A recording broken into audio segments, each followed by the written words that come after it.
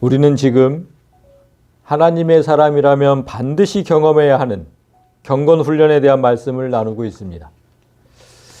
그 훈련 중 첫 번째 주제는 지난주에 했던 영혼의 파산에 관한 것이었습니다. 심령이 가난한 자는 복이 있나니 천국이 그들의 것이다.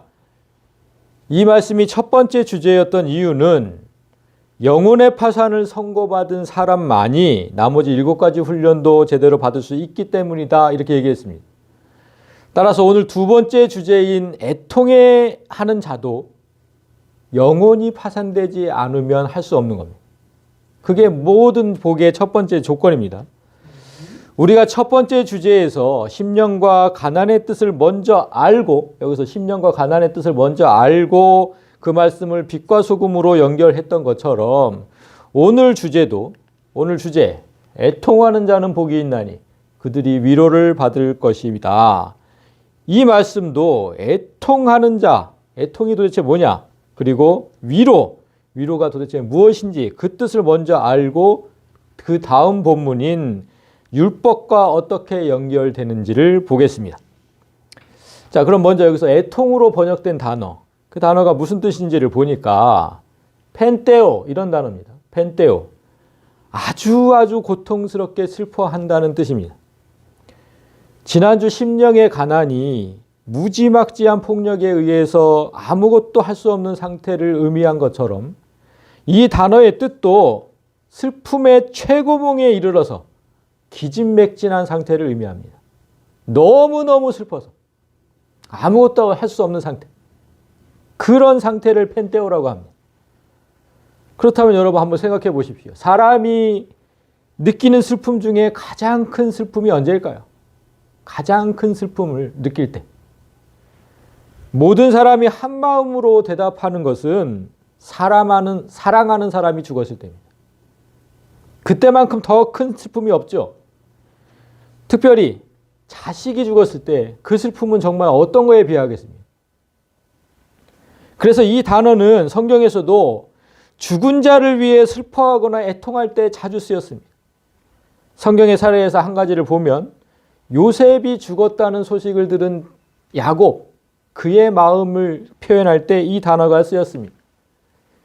야곱이 자기 옷을 찢고 굵은 배로 허리를 묶고 오래도록 그의 아들을 위하여 애통하니 옷을 찢을 만큼 극도의 슬픔을 느꼈다. 그리고 그 슬픔이 너무 깊어서 아주 오래도록 그 슬픔이 지속되었다. 이런 뜻입니다.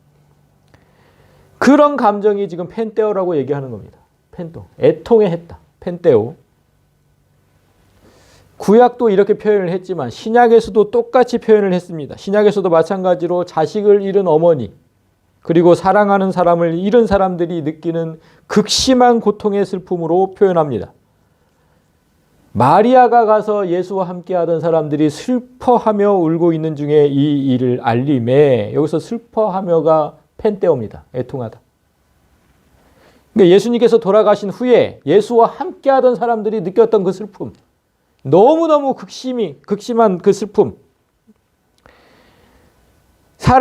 지금 사람이 가장 큰 슬픔을 느낄 때는 사랑하는 사람을 잃었을 때라는 사실을 성경이 계속해서 증명하는 겁니다. 따라서 예수님은 지금 뭐라고 얘기하시는 겁니까? 자식을 잃은 것만큼, 사랑하는 사람을 잃은 것만큼의 슬픔이 있는 자가, 그런 자가 복이 있다 이렇게 얘기하신 겁니다. 그가 하늘의 위로를 받을 것이다. 참 생각해 보면 그랬습니다, 여러분. 지난 주일에 이어서 우리 성도들이 이 땅에서 살아가는 게 너무너무 힘들다는 것을 지금도 또 느끼게 되는데요. 지난주에 영혼이 파탄에 이를 정도로 깨져야 복이 있다고 했는데, 근데 오늘은 또 자식을 잃은 슬픔만큼 늘 애통해야 복이 있다. 우리 성도는 맨날 왜 이러고 살아야 되니까 도대체. 그리고 지금 오늘 말씀은 더 좀 그런 게 뭐냐면요. 여기 보세요. 애통하는 자가 지금 받는 복이 뭡니까? 위로예요, 위로. 아니, 자식을 잃은 그런 슬픔을 당한 사람이 얻는 복이 고작 위로입니까? 위로? 제가 좀 그 위로라는 말만 들었을 때 좀 이게 별로 복이라고 생각되지 않은 이유가, 우리도 장례식장에 가면 가족을 잃은 사람들을 위로하잖아요. 그런데 그 위로를 받는 사람들이 그 위로를 복이라고 생각하냐는 거예요. 그 복이라고 생각합니까? 그렇게 생각하는 사람은 없습니다. 그러면 이 복은 이 위로는 좀 다를까요? 이 위로는 지금 뭐 복이 있다고 했으니까 하늘의 위로겠죠. 하늘의 위로는 좀 다를까? 그래서 위로라고 번역된 단어를 좀 더 자세히 알아보아야 할 필요가 있습니다. 보니까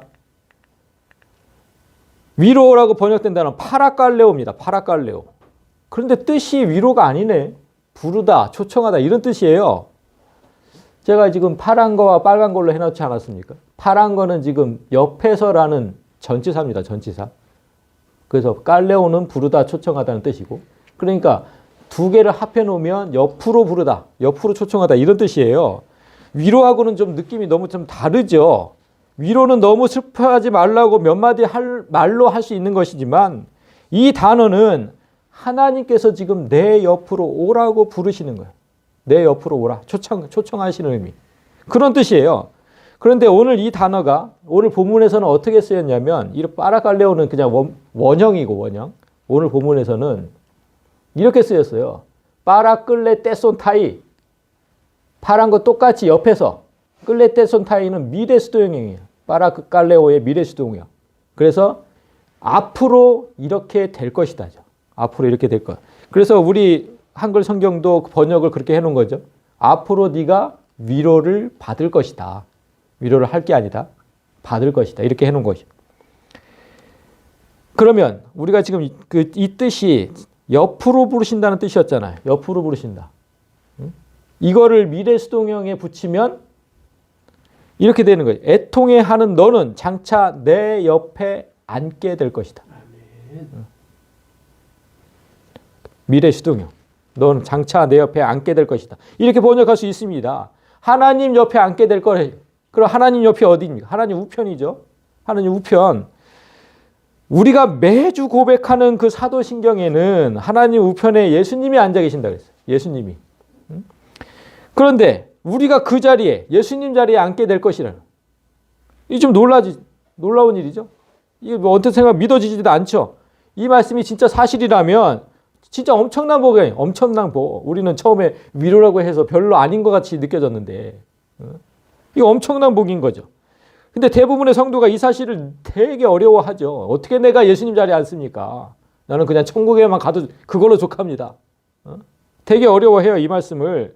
그래서 이걸 그냥 진짜 뭐 이런 뜻이다 해서 그렇게 얘기하면 될 것이 아니라 성경은 성경이 증명한다. 성경의 자증성. 이 말씀도 하나님 우편에 앉게 된 것이라는 이 말씀도 성경의 다른 곳에서 분명하게 증명을 해줍니다. 볼까요? 에베소서 1장 20절에 보면 일단은 그의 능력이 그리스도 안에서 역사하사 죽은 자들 가운데서 다시 살리시고 하늘에서 자기의 오른편에 앉히사. 여기서 그는 하나님입니다. 네. 하나님의 능력이 그리스도 안에서 역사. 이건 지금 예수님을 얘기하는 거예요. 예수님을. 그리스도 안에서 역사를 하셨어요. 그 능력이. 그래서 예수님이 죽은 자들 가운데서 다시 살아나셨고 하늘에서 자기의 오른편에 앉으셨다. 예수님을. 1장 20절에서는 분명히 예수님에 대해서 이렇게 말씀하셨는데 2장으로 가면 이렇게 얘기를 하세요. 긍휼이 풍성하신 하나님이 우리를 사랑하신 그 큰 사랑을 인하여. 이제 우리가 나오죠. 그래서 허물로 죽은 우리를 그리스도와 함께 살리셨고, 근데 그것 우리가 다시 살아난 이유는 가로쳐놓고 얘기를 해놨어요. 너희는 은혜로 구원을 받은 것이다. 네가 뭘 해서 그렇게 된 게 아니라 전적으로 은혜로. 그런데 다음 6절이 놀랍습니다. 또 함께 일으키사, 예수와 함께 일으키사 그리스도 예수 안에서 함께 하늘에 앉히시니.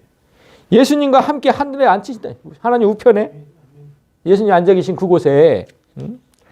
그러니까 의심하지 마세요. 성경이 분명히 말씀하신 거예요. 우리를 그렇게 하시겠다고. 그러면 여러분 이제 뭘 망설이겠습니까? 분명히 증명이 됐잖아요. 우리가 하나님 우편에 앉게 될 거라고. 망설이지 말고 무조건 애통해 해야죠. 이제 무조건 애통해 해야죠. 그것만이 이제 우리의 목표가 돼야 되는 거죠. 그런데 문제는 뭡니까? 도대체 뭘 애통해야 되는지 모르겠네. 뭘 애통해야 되는지를. 지난주에 심령이 가난하다는 뜻을 설명해 주시지 않은 것처럼 그냥 넘어갔잖아요. 애통으로. 설명하지 않은 것처럼 오늘도 애통하는 자가 복이 있다고만 하셨지 무슨 이유로 애통해 하라는지 도무지 얘기를 안 하잖아요. 그래서 인터넷에 제가 이 구절을 쳐봤더니 목사마다 해석이 다 달라요. 이것 때문에 애통해야 된다. 저것 때문에 애통해야 된다. 가지각색으로 다 그냥 해석을 해놨어요. 근데 그들의 그 해석의 문제가 뭐냐면 예수님이 그것 때문에 애통해야 한다는 증거 구절이 없어요. 그냥 자기 생각을 얘기해 놓은 거예요. 그러니까 다 다른 거예요. 이건 문제인 거죠. 이건 문제. 예수님이 그것 때문에 애통해야 하라는 증거가 어딨냐고. 말이 안 되는 거예요. 그냥 그들의 추측일 뿐이에요. 그런데 제가 그 많은 추측 중에 아직도 제 기억에 남아있는 게 있어요. 너무 충격적이어서. 그 중에 뭐였냐면 예전에 이제 몇 년 벌써 지났죠. 세월호 비극이 터졌을 때. 그때 많은 목사들이 이 말씀을 가지고 말씀을 전하면서 애통하는 자가 복이 있나니 이걸 가지고 말씀을 전하면서 뭐라 그랬냐면 이렇게 얘기를 했어요. 유족들에게는 정말 죄송하지만 이 비극은 우리나라를 살리기 위해 일어난 것입니다. 하나님은 도무지 회개하지 않는 이 민족을 더 큰 멸망에서 살리시려고 애통해하고 울게 하신 것입니다. 이제 하나님은 우리를 위로해 주실 것입니다. 이 본문을 가지고 애통과 위로를 이렇게 얘기를 했어요. 전 정말 너무나 어이없고 한심하기 그지없는 망발이라고 생각합니다. 세상 사람들이 하나님을 저주하라고 아주 그냥 고사를 지내는 거예요. 이거는 그냥 고사를 지내는 거. 목사들이 앞장서 가지고. 한번 생각해 보십시오. 그때 얼마나 많은 10대가 죽었습니까? 그런데 하나님께서 도무지 회개하지 않는 이 어른들을 살리려고 그 많은 어린애 자녀들을 다 죽이셨다는 거예요. 지금 이렇게 얘기하는 거예요. 그게 말이 됩니까? 아니 왜 어른들을 살리려고 애들을 죽입니까? 도대체 하나님을 왜 이렇게 만드는 거냐고. 아니 애통의 뜻이 뭐라 그랬습니까? 방금 전에 애통의 뜻이 특별히 자녀를 잃었을 때 느끼는 그런 큰 슬픔이라고 했잖아요. 그렇다면 지금 세월호에서 자식을 잃은 사람들이 복이 있다는 거 봐. 그거밖에 더 되냐고. 이렇게 설교하면. 그 무슨 망발입니까? 그 사람들이 복이 있다니. 지금 이런 현상이 일어나는 이유는 목사들이 막 이렇게 얘기하는 이유는 뭡니까? 예수님께서 무슨 이유로 애통해 하라는지 말씀을 안 하셨기 때문에. 그러니까 그냥 멋대로 해석을 하는 거예요. 따라서 이런 망발을 하지 않으려면 대체 무엇 때문에 그런 극도의 슬픔을 느끼라고 하셨는지 그 증거 구절을 찾아야 되는 거예요. 그 설명하는 구절. 그걸 찾으려고 노력을 해야 되는 거예요.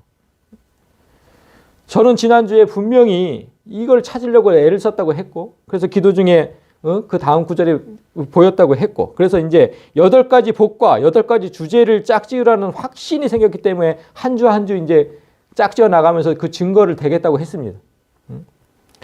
그래서 지난주에 짝지은 대로 보면 오늘은 어떻게 됩니까? 율법 때문에 애통하는 자가 돼야 되는 거예요. 율법 때문에 애통하는 자.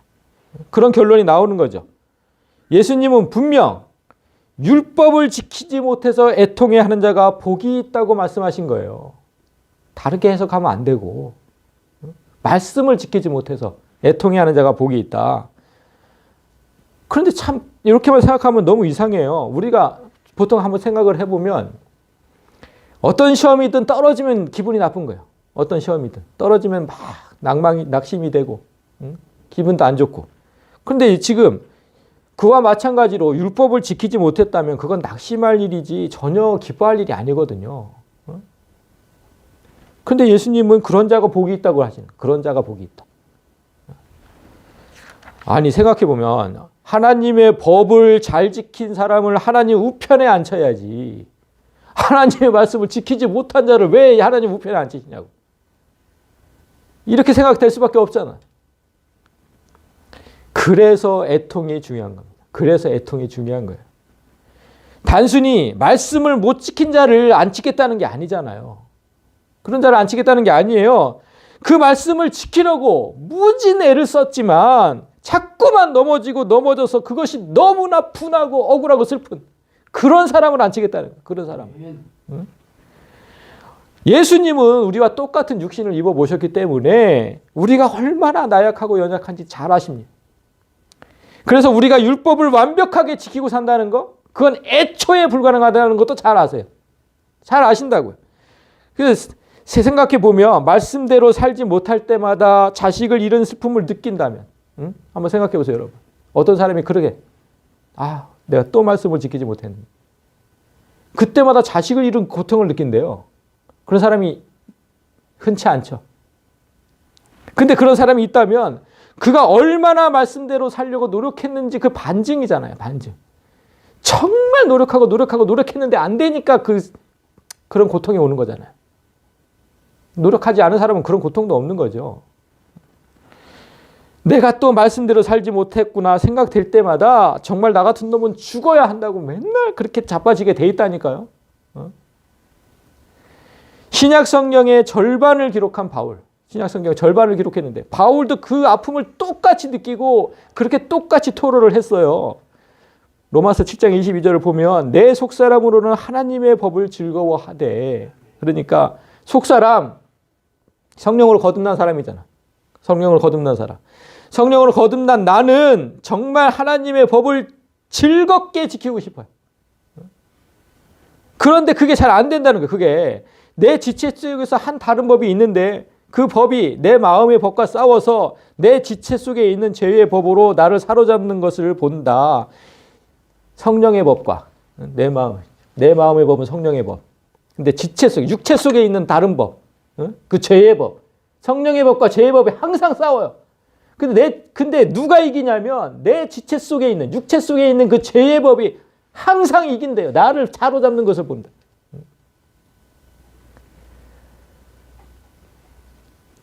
항상은 아니겠죠. 항상은.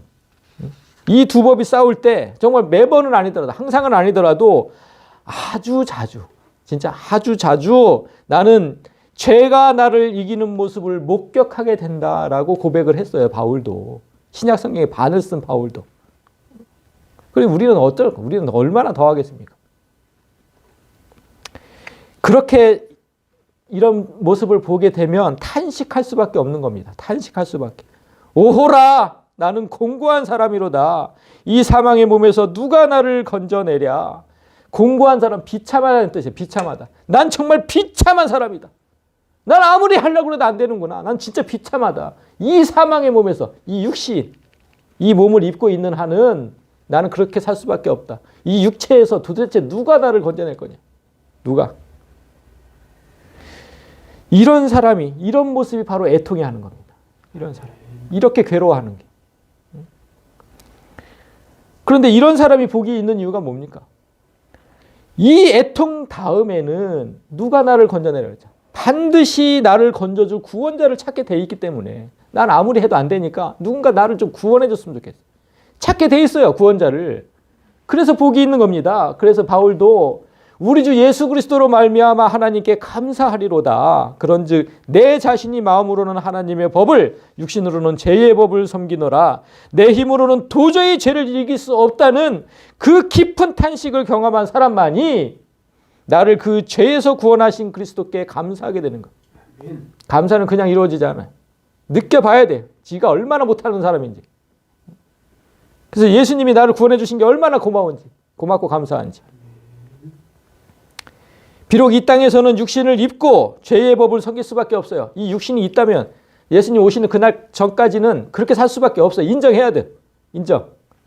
그렇지만 마음으로는 이제 성령께서 내 안에 오셨기 때문에 그 마음의 법, 속사람, 그 마음의 법을 섬기면서 이제는 그 죄와 싸울 수는 있게 됐어요. 그것만으로도, 그 사실만으로도 난 감사하다는 거예요. 예전에는 그 생각조차도 안 했거든. 싸울 생각조차도. 그냥 살았지. 그게 죄인지도 모르고 뭐 그냥 그렇게 살았잖아요. 근데 그거 사실만으로 감사하다. 따라서 여기까지 내 힘만으로는 절대로 죄에서 벗어날 수 없다.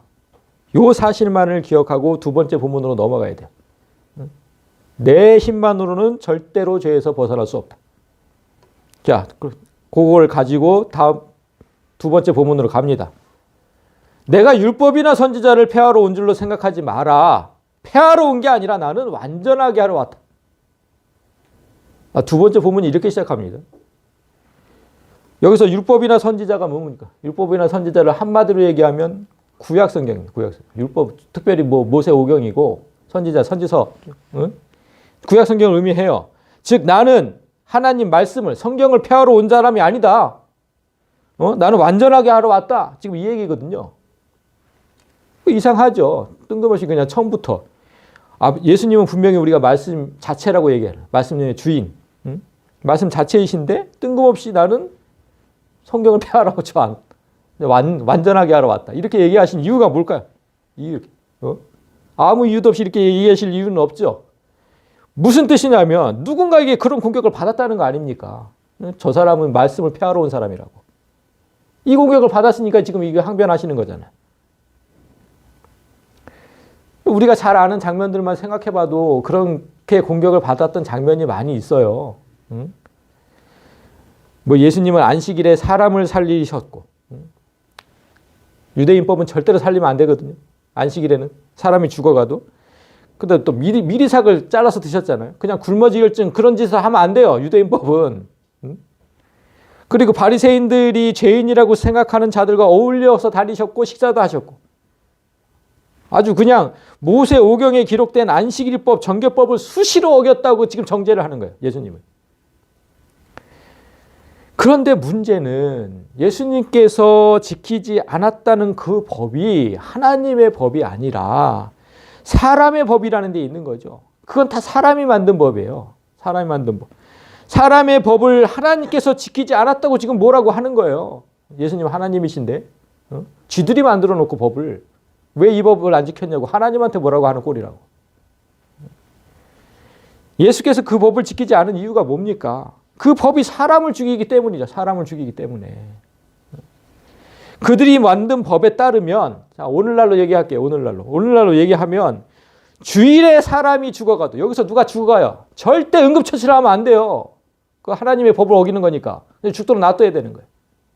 이 말이 됩니까? 굶주린 사람들이 교회 왔어요.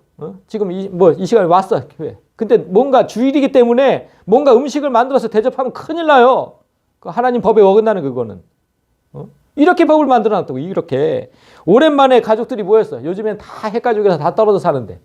오랜만에 주일날 가족이 다 모였어. 그래서 외식을 하러 나갔거나, 어디 놀러를 바람 쐬러 갔거나.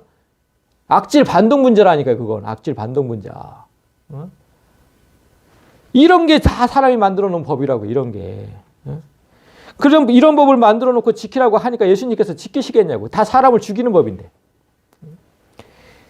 그래서 예수님은 하나님의 법을 어떻게 말씀하셨냐면, 그래서 그들에게 이렇게 얘기를 하세요. 네 마음을 다하고 목숨을 다하고 뜻을 다하여 주 너의 하나님을 사랑하라 하셨으니 이것이 크고 첫째 되는 계명이요 둘째도 그와 같으니 내 이웃을 내 자신같이 사랑하라 하셨으니 이 두 계명이 온 율법과 선지자의 강령이니라. 아까 방금 전에 얘기했듯이 온 율법과 선지자는 성경 말씀을 딱 두 가지로 요약해라 그러면 이거라는 거예요. 두 가지로 요약해라. 그럼 하나님을 사랑해라 하나, 이웃을 사람을 사랑해라 사람을. 이게 성경 전체를 요약한 두 가지라는 거예요. 예수님은. 그런데 사람들이 만든 법은 하나님을 잔인한 사람으로 만들었고 아무것도 하지 말라잖아요. 죽든가 말든가. 그게 하나님의 법이라고. 아니 하나님을 얼마나 잔인하고 인정머리 없는 신으로 만들어놨는지. 아까 그 목사랑 똑같은 거예요. 진짜 하나님을 사람들이 멀리하라고 고사 지내는 거나 똑같은 거지. 무슨 안 그렇습니까? 그리고 사람을 얽매이고 죽이잖아. 꼼짝을 못하게 한다니까요. 사람을 얽매요, 얽매. 그리고 죽이고.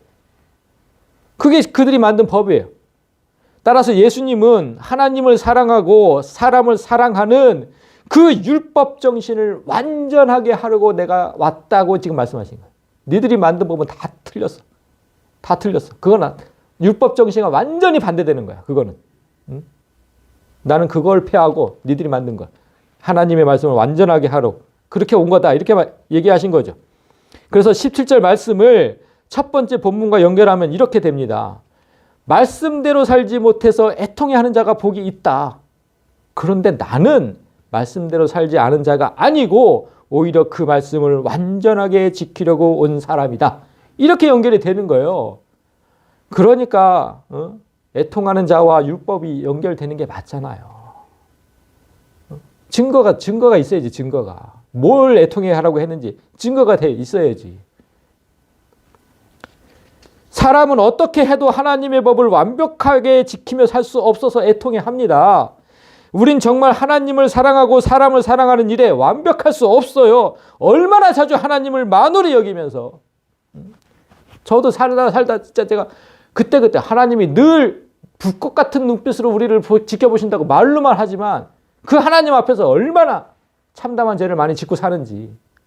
성질을 내고 입에서 막 험한 얘기 나오고 하나님이 계시다면 진짜 그러면 그렇게 할 수 있을까요? 얼마나 자주 우리가 하나님을 만홀히 여기며 사람을 수시로 미워하는지. 저 인간은 진짜 보기도 싫은 저 인간은 좀 없어졌어요. 제가 제일 많이 합니다. 저 싹 다 죽었으면 좋겠다고 제가 제일 많이 한다. 저런 인간들은 싹 다 죽었으면 좋겠다. 저부터 고백하는 겁니다. 저부터. 그렇게 해요. 우리는 하나님도 사랑하지 않고 사람도 사랑하지 않고. 완벽할 수가 없어요. 그러나 예수님은 그 율법 정신을 완벽하게 지키신 유일하신 분이에요. 유일하신 분. 그래서 18절에서 이렇게 얘기하세요. 진실로 너희에게 이르노니 천지가 없어지기 전에는 율법의 1.1획도 결코 없어지지 않냐고 다 이루리라. 아니 세상의 끝날이 올 때까지 이 사랑의 법은 하나도 없어지지 않는다. 예수님이 계시는 한은 그렇잖아요. 어떻게 없어져? 예수님은 없어지는 분이 아니신데. 그런데 특별히 지금 천지가 없어지기 전에는 이 뜻은 세상의 끝날이 올 때까지, 세상의 끝날이 올 때까지. 율법은 그때까지, 율법은. 예수님이 다시 오시면 그 율법 자체도 없어지는데 아무튼 그때까지는 절대 1.1획도 결코 없어지지 않을 거예요. 이 사랑의 법은. 그런데 여러분, 한 가지 짚고 넘어갈 게 있습니다. 예수님은 분명히 율법이 이렇게 사랑의 법이라고 얘기했어요. 하나님을 사랑하고 사람을 사랑하고. 그게 딱 요약하면 딱 두 개다. 그 사랑의 법이라고 했는데 성경에 다른 것을 보면 그렇게 얘기하지 않아요. 반대로 얘기하는 것 같아요. 율법은 사람을 정죄하는 법이라고 얘기를 해요. 정죄하는 법이라고. 그래서 잠시 이제 우리가 율법에 대해서 얘기를 할 건데 율법 하면 딱딱하고 어렵게 느끼는 분들이 대부분이에요. 성도들 중에서도 율법 하면 또 오늘 설교가 막 졸리겠구나 이렇게 생각하는 분들이. 사법 공부하는 사람들이 되게 어려워하는 것처럼 하나님의 법도 그렇죠. 그래서 레위기 보려면 되게 어렵잖아요. 율법이 다 전체적으로 차지하고 있는. 그렇게 느껴져요. 그래서 신학 공부하는 사람들은 다 알겠지만 율법의 3가지 용도라 그래가지고 아무튼 엄청나게 길어요. 그 내용이.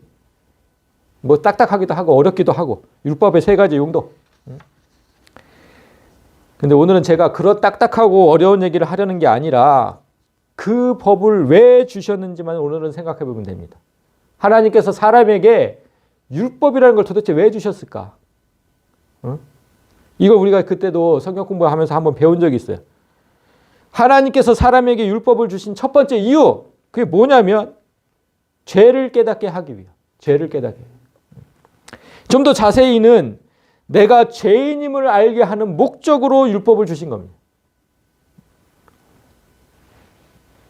아니 우리나라에 법이 없다면 죄인이 없잖아요. 우리나라에 법이 없다면. 그 법을 만들어 놓고 그걸 지키지 못하면 네가 이 죄를 지었다 이렇게 하는 거잖아. 그래서 법이 없어서 처벌하지 못한다는 그런 뉴스들을 제가 본 적이 있어요. 막 최첨단 범죄들이 막 늘어나고 있는데 아직 법이 거기까지 못 따라가는 거예요. 이런 법을 만들지 못한 거예요. 그러면 법이 없어서 처벌을 못 한대요. 아무리 악독한 놈이라도. 그러니까 법이라는 건 사람을 진짜 죄인으로 만드는 기능을 하죠. 이처럼 율법을 주신 이유도 네가 죄인이라는 걸 좀 깨달으라는 거거든요. 그렇게 주신 게 첫 번째 목적이에요. 3가지 용도가 있다고 그랬는데 그 첫 번째 용도가 그래서 성경도 뭐라 그러냐면 누구든지 율법책에 기록된 대로 모든 일을 항상 행하지 않은 자는 저주 아래에 있는 자라. 하나님께서 주신 법대로 항상 행하지 않으면 항상 아주 그냥 항상이 뭡니까? 완벽하게 해라는 거잖아. 완벽하게 항상이라는 것. 아니 어떻게 이게 가능해요? 응? 항상 행하지 않은 자는 저주 아래 있다. 그러니까 그렇게 행하지 않으면 네가 죄인이다. 그래서 영원히 저주를 받고 불못에 들어갈 것이다. 이렇게 말씀하신 거예요. 그래서 성경은 율법의 기능을 정확하게 정의를 해줘. 율법의 행위로 그의 앞에 의롭다 하심을 얻을 육체가 없나니 율법으로는 죄를 깨달을 뿐이다. 율법은 죄만 깨닫게 할 뿐 완벽하게 지킬 수 있는 사람은 단 한 명도 없으니까 의인은 단 한 명도 없다 그 뜻이잖아요. 의롭다 하실 육체가 단 한 사람도 없다. 그냥 죄를 깨닫게 할 뿐이에요. 죄를 깨닫게. 아, 내가 죄인이구나. 이것만 깨닫는 거예요. 율법으로는. 그럼 어떻게 해야 됩니까? 그냥 다 깨달았으면 다 죽어야 됩니까? 그건 아니죠. 그건 성경이 하나님 앞에서 의인이 되는 유일한 방법을 알려줘요. 그 말씀이 여기 있습니다. 하나님 앞에서 아무도 율법으로 말미암아 의롭게 되지 못할 것이 분명하니 니들은 절대로 의롭지 못하게 될 것을 분명하다. 분명해. 응? 분명하니. 그러니까 오직 의인은 믿음으로 살리라 하였습니다. 사람이 의인이 되는 방법은 오직 예수 그리스도를 믿는 그 믿음으로만 가능하다. 응? 여기서 성도들이 잘 모르는 게 뭐냐면 그냥 예수 그리스도를 믿는다는 게 뭐냐고 도대체. 그리스도를 믿는다는 게 무슨 뜻인지를 잘 몰라요. 뭘 믿어야 되냐면 하나님의 법을 완전하게 우리는 지키지 못하니까. 그 법을 완전하게 지키신 그 예수님의 의, 그 의가 곧 나의 의가 됐음을 믿는 거예요. 그 의가 내 믿음이라는, 내 의라는 걸. 그걸 믿고 그렇게 예수와 나는 하나다. 예수와 나는 하나. 그 믿음으로 우리는 구원을 얻는 거예요. 그냥 무작정 예수를 믿는다고 그렇게 생각하면 뭘 믿는지 모르잖아요. 예수의 의가 내 의가 되었고 예수와 나는 하나다. 그래서 예수께서 지금 하나님 우편에 계시다면 나도 우편에 있는 거고 그 믿음. 그러므로 누구든지 이 계명 중에 지극히 작은 것 하나라도 버리고 또 그같이 사람을 가르치는 자는 천국에서 지극히 작다 일컬음을 받을 것이요 누구든지 이를 행하며 가르치는 자는 천국에서 크다 일컬음을 받으리라. 그러니까 뭐 하나라도 버리면 안 된다는 겁니다. 뭐 하나라도 버리면 안 돼요. 예수님께서 모든 율법을 완전하게 지키셨고 그 의가 우리에게 전가된 것인데 그 중에서 뭘 버리냐고 도대체. 그거 버리면 되겠습니까? 그걸 다 지키셨다니까. 그걸 버리면 그 예수님의 의 중에서 뭔가 요만큼 떨어져 나가는 그 꼴밖에 더 되냐고. 왜 버리냐고 도대체 말씀 중에서 뭐를. 근데 예수님께서 이렇게 말씀하셨다는 건 뭐예요? 그 당시에 버리는 자가 있다는 거 아니야. 그 당시에 버린 자가 있었다는 거예요. 그런데 그때만 있었겠냐고. 요즘에도 말씀을 버리는 자들이 있습니다. 요즘에도. 아무리 생각해도 이 말씀은 현대와는 맞지 않는다는 거예요. 아무리 생각해도. 그럼 그 말씀을 버려요. 이 당시에, 그 당시에, 2000년 전, 3000년 전, 그 당시에만 통용되는 말씀이지. 오늘날에는 적용되지도 않아. 그럼 버리죠. 하나님 말씀을 그렇게 생각하는 사람들이 난 진짜 이해가 되지 않아. 그럼 뭐는, 그걸 어떻게 판단할 겁니까? 그렇게 해서 버리는 사람이 있어요. 그리고 뭐 또 사람들이 듣기 거북해하는 말씀들, 그런 말씀들은 또 강조하지 않아요.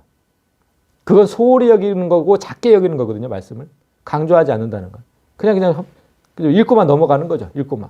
그러니까 사람들의 눈치를 보는 거죠. 지금 그런 사람들 얘기하는 거예요. 버리든지 소홀히 하든지 작게 여기든지 지극히 작은 것 하나라도 버리고 또 그같이 사람을 가르치는 자, 특별히 목사들 가르치는 자, 그런 자는 천국에서 지극히 작다 일컬음을 받을 것이다.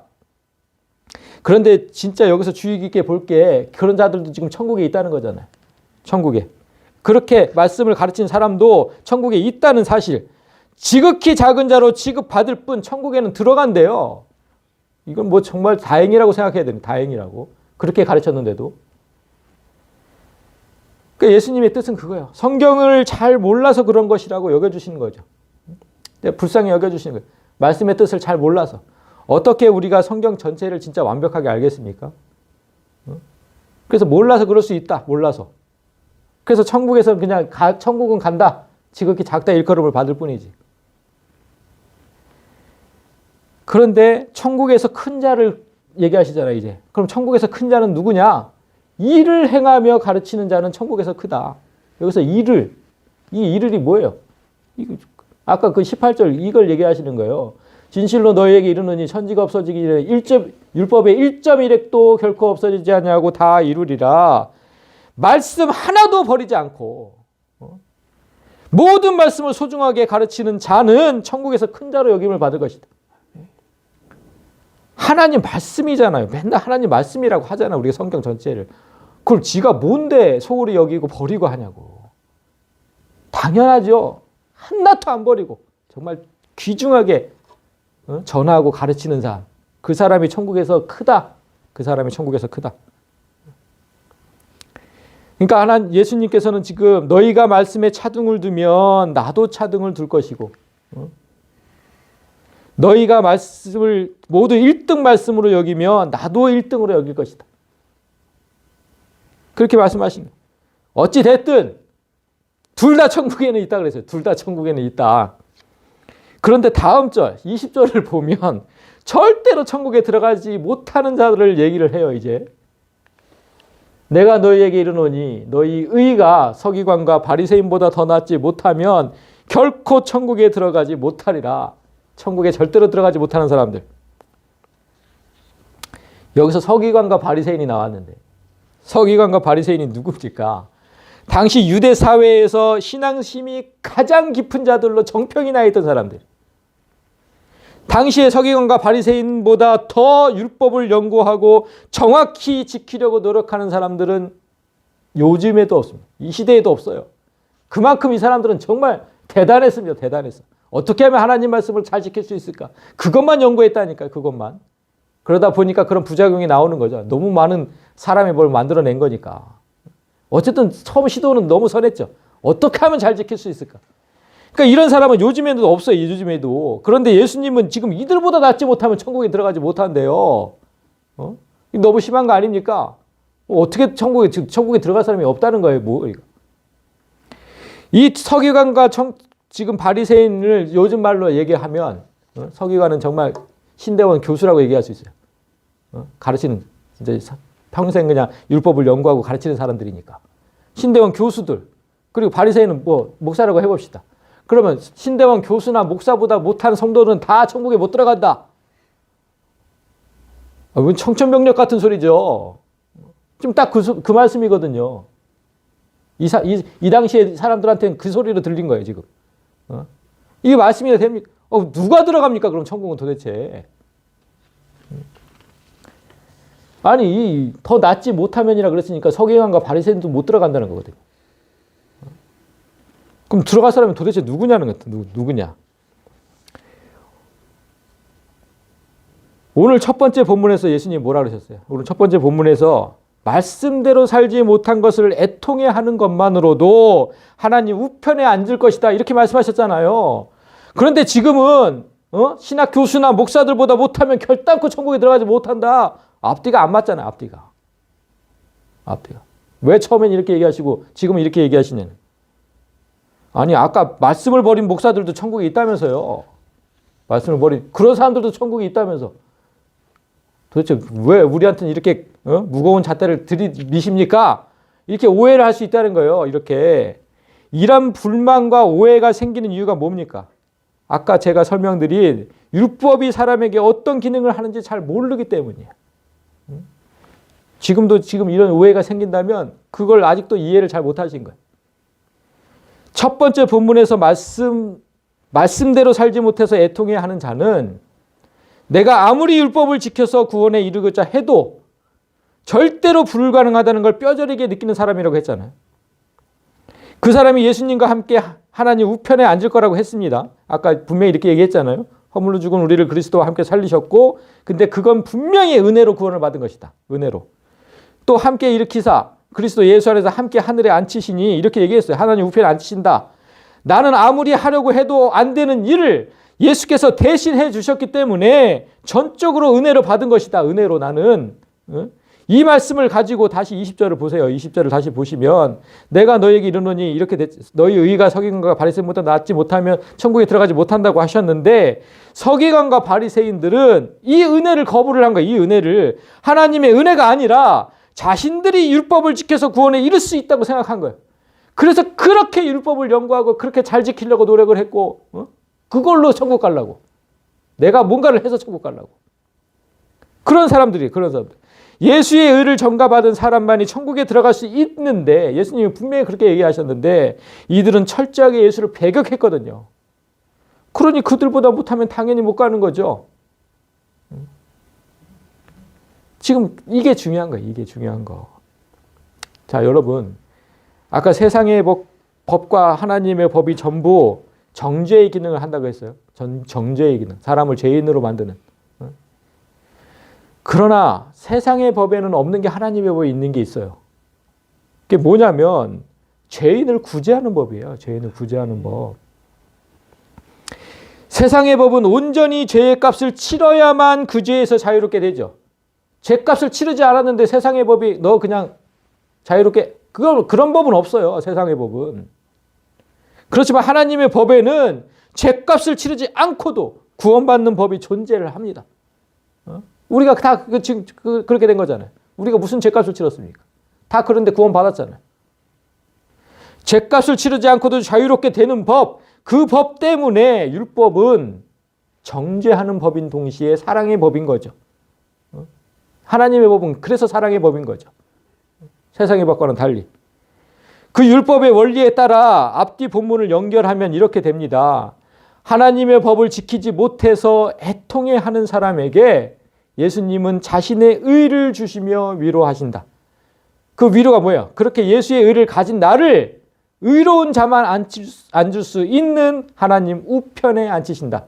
우편은 항상 의로운 자의 편. 그래서 양들은 우편에, 염소는 왼편에. 그런 구절도 있잖아요.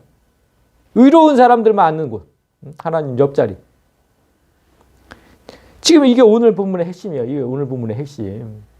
이게 첫 번째 본문, 두 번째 본문을 딱 압축시켜서 한 문장으로 만들면 이렇게 되는.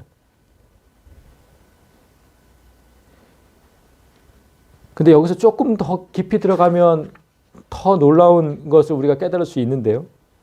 우리가 예수는 맨날 곧 말씀이라고 그랬잖아요. 말씀이 곧 육신이 되어 이 땅에 오신 걸 믿습니다. 고백을 하잖아요. 따라서 예수께서 앉아 계시는 하나님 우편은 뭐라고 얘기할 수 있어요? 말씀의 자리라고 얘기할 수 있죠. 예수님의 자리는 꼭 말씀의 자리. 그래서 그걸 적용해서 얘기를 하면 이렇게 돼요. 말씀대로 살지 못해서 그토록 괴로워하는 당신에게 하나님께서 주신 복은 말씀의 자리에 앉히는 것이다. 제가 이걸 제가 한 주간 동안 묵상하면서 깨달을 때 너무너무 감사했어요. 말씀대로 살지 못해서 그토록 괴로워하는 당신에게 제 아내만 제 아내만 진짜 제가 얼마나 괴로워하는지 그 말씀 제가 정말 성질 한번 낼 때마다 그러고 나서는 얼마나 괴로워하는지 아무것도 못하고 무슨 성경을 볼 수도 없고 기도도 할 수 없고 아무것도 할 수 없고 그냥 엎드러져 있다니까요. 그냥 3시간 4시간이든 너무너무 그렇게 괴로워서 늘 제가 아내는 그걸 너무나 잘 알아요. 아무것도 할 수 없어. 그래서 저한테 이 복을 주시지 않았나 이 생각이 드는 거예요. 갑자기 이번 한 주간 동안에 그래도 저한테는 그냥 말씀을 막 깨닫게 해주시니까 지금 이거 8가지 복과 8가지 주제를 연결시키시는 것도 세상에 아무도 못하는 걸 지금 하고 있잖아요. 말씀을 자리에 앉히신 것 같은 거예요, 저를. 그래서 그렇구나. 정말 이 복을 주신 거구나. 이 복을 나한테. 너무너무 감사했어요. 너무너무.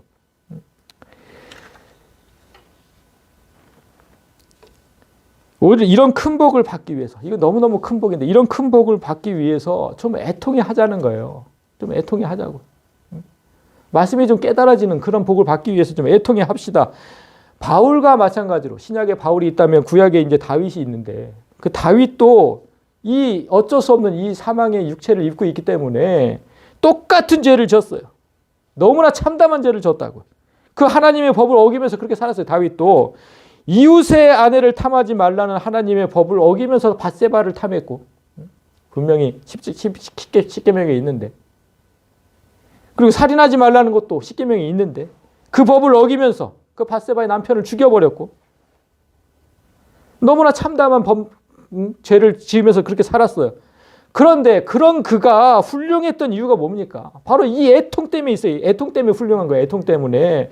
그렇게 율법을 어긴 후에 다윗이 한 행동을 보면 내가 탄식함으로 피곤하여 밤마다 눈물로 내 침상을 띄우며 내 요를 적시나이다. 요가 적고 눈물로 침대를 띄울 만큼 이 은유법이지만 그만큼 울며 회개했다는 거 아닙니까? 그만큼 울면서 얼마나 많은 회개의 눈물을 흘렸는지 짐작할 수가 있어요. 얼마나 흘렸는지. 그런데 중요한 건 그 회개가 일회성이 아니었다는 거예요. 밤마다 울었다는 거예요. 밤마다. 이것이 다윗이 애통해 하는 마음이에요. 이것이. 우리는 어떻습니까? 우리는. 죄를 지어놓고 회개를 했다고 하더라도 단 한 번 하고 나서 그걸 잊어버려요. 금방 잊어버려요. 우리는. 회개했다. 그래도 난 회개했다. 잊어버린다고. 무슨 밤마다 우는 게 어딨어요. 우리가. 그래서 다윗은 내가 하나님 마음을 아프게 했다는 걸 생각하면 할수록 크게 괴로워서 밤마다 울었다는 거예요. 그 바세바를 범한 다음에 나단 선지자가 와서 뭐라 그럽니까? 네 때문에 하나님이 마귀한테 조롱을 당했다고 얘기하지 않습니까? 그거 생각하면 너무너무 죄송한 거야. 그거 생각하면 내가 뭔데 하나님이 마귀한테 조롱을 당하냐고. 그리고 결국은 하나님의 아들을 또 우리 때문에 보내주시잖아요. 죽이시잖아요. 그런 걸 생각을 하면 생각할수록 정말 너무너무 죄송하고 눈물로 밤을 지새워야지. 어떻게 딱 한 번 회개하면 끝입니까?